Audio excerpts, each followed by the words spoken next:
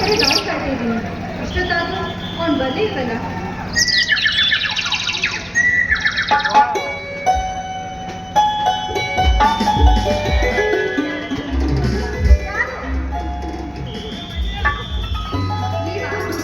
ನನ್ನ ನೆನಪು ಈಗ ಆಯ್ತು.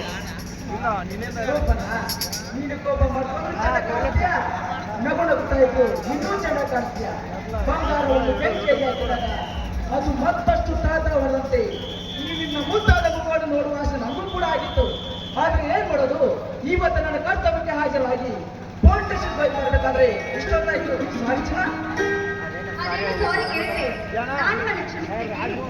ಅದೇನು 2 ಅಕ್ಷರ ಪದ ನಾನು ಯಾವತ್ತೂ ಕ್ಷಮಿಸಲ್ಲ.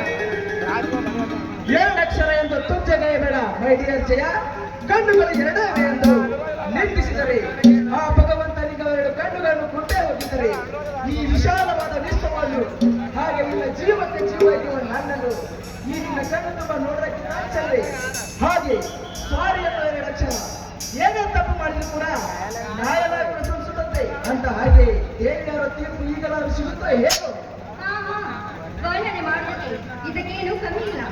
ಪೊಲೀಸ್ ಅಧಿಕಾರಿ ಆದ ತಾವು ಅಪರಾಧಿಗಳ ಭವಿಷ್ಯ ಬರೆಯುವುದನ್ನು ಬಿಟ್ಟು ಕವಿಗಳಂತೂ ವರ್ಣಿಸಿದ ಹಾಗೆ ನಿಂತುಬಿಟ್ರಲ್ಲ, ಇದೇನು? ಕವಿಯ ಪರಿಶ್ರಮ ಏನು ಕಡಿಮೆ ಅಂತ ತಿಳಿದಿಯಾ? ಸಾರಿನಲ್ಲಿ ಒಂದೊಂದು ಮುತ್ತಿನ ಮನೆಯನ್ನು ಬೋಧಿಸಿದಾಗಲಿ ಅದು ಮುತ್ತಿನ ಹಾರವಾಗಿ ಹೊರಡಿಸಿರುವುದು. ಹಾಗೆ ಸಾಹಿತ್ಯ ಎಂಬ ದಾರಿಗೆ ಅಕ್ಷರ ಎಂಬ ಒಂದೊಂದು ಮುತ್ತುಗಳನ್ನು ಬೋಧಿಸಿದಾಗಲೇ ಅದು ಕವಿಯ ಲೇಖನಿಗೆ ಬೆಲೆ ಬರುವುದು. ಚಿನ್ನ ರಕ್ತ ಸುಡುತ್ತೆ ಅಂತಾದ್ರೆ ನೀವು ಖಂಡಿತವಾಗ್ಲೂ ಕವಿಗಳಾಗೋದು ಬೇಡ. ಇನ್ಸ್ಪೆಕ್ಟರ್ ಆಗಿದ್ರಲ್ಲ, ನನಗಷ್ಟೇ ಸಾಕು. ನಾನಂತೂ ಊರಿಗೆ ಹೋಗ್ತಾ ಇದ್ದೀನಿ. ನೀವೇನು ನಿಮ್ಮ ಊರು ಸಮೀಪದಲ್ಲಿ ಇದ್ದೀರಾ? ಆದಷ್ಟು ಬೇಗ ನಿಮ್ಮ ತಂದೆ ತಾಯಿಯವರಿಗೆ ನಮ್ಮ ಮದುವೆ ವಿಷಯ ಮಾತಾಡಿ. ನೋಡು ಜಯಶ್ರೀ, ನಮ್ಮ ತಂದೆ ಅಂತ ಹೇಳಿದ್ದಾರೋ ನನಗೆ ಒಂದು ಗೊತ್ತಿಲ್ಲ. ಆ ಬಗ್ಗೆ ನನ್ನ ತಾಯಿಯನ್ನು ಕೇಳುವಂತೆ ಇಲ್ಲ. ನನ್ನ ಮನೆಯಲ್ಲಿ ನನ್ನ ತಾತ ಮತ್ತು ನನ್ನ ತಾಯಿ ಇರುತ್ತಾರೆ. ಅವ್ರು ನನ್ನ ನಿಮಗಂತ ಅವರಾದ್ರೂ ಇದ್ದಾರಲ್ಲ, ನನಗೆ ಯಾರೂ ಇಲ್ಲ. ತಂದೆ ತಾಯಿ ಇವರು ಯಾರಿರದೆ ನಾನೊಬ್ಬಳ ಅನಾಥೆ. ಹೇಗೋ ಶಿಕ್ಷಣವೇ ಕಲಿತೆ. ಇನ್ನು ಮುಂದೆ ನನ್ನ ಭಾರತೆಲ್ಲ ನಿಮ್ಮದೇ. ದುಃಖಿಸಬೇಡ ಜಯ, ದುಃಖಿಸಬೇಡ. ನೀನು ನನ್ನ ಬಾಳಿಗೆ ಬೆಳದಿಂಗಳಾಗಿ ನನ್ನ ಬಾಳು ಬೆಳಗುವ ಜ್ಯೋತಿ ನೀನಾಗುವಂತೆ ಬಾ. ನನ್ನ ಬಾಳಿಗೆ ಬೆಳಕಾಗಿ ಬರ್ತಾ ಇದ್ರಲ್ಲ, ಈ ನಿಮ್ಮ ಋಣವನ್ನು ನಾನು ಯಾವ ರೀತಿ ತೀರಿಸ್ತೇನೆ? ಎದ್ದೇಳು ಜಯಶ್ರೀ, ಎದ್ದೇಳು. ಸದಾ ಸುಮಂಗಲಿಯಾಗಿ ಬಾಳು. ನನ್ನ ಬಾಳಿಗೆ ಬೆಳಕು ನೀಡುವ ಜ್ಯೋತಿಯೇ. ನೋಡು ಚಿನ್ನ, ಇದು ಸ್ತ್ರೀಯರನ್ನ ಹರಕೆ. ಇದು ಮರ್ತಿದ್ದೆ ಆದರೆ ಅಯ್ಯೋ ಮರ್ತಂದೆ ನನ್ನ ಬಾಳಿಗೆ ಬೆಳಕಾಗಿ ನದಿ ನಡುವಲ್ಲಿರುವ ನನ್ನನ್ನು ದಂಡಿಗೆ ಸೇರಿಸಿ ಅಂತ ನಾನು ನನ್ನ ಕೇಳ್ಕೊಳ್ತಾ ಇದ್ದೀನಿ. ಅಂದ ಮೇಲೆ ನಿಮ್ಮನ್ನು ಯಾವತ್ತಾದ್ರೂ ಮರೆಯಲು ಸಾಧ್ಯವೇ?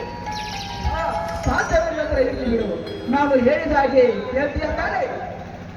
ಕೇಳ್ತೀನಿ. ಹಾಗಾದರೆ ಸ್ವಲ್ಪ ಕಿವಿ ಕಿವಿ ಕೇಳ್ತಾರೆ. ಇನ್ನೂ ಹತ್ರ ಬಾ.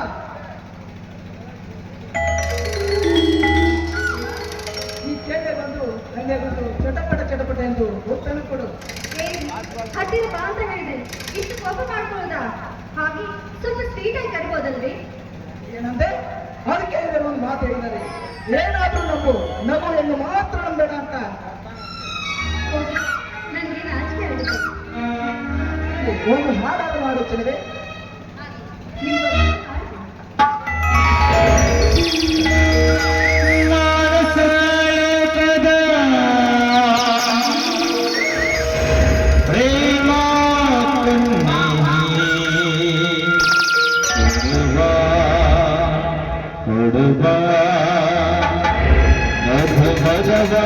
ನೀಡುವ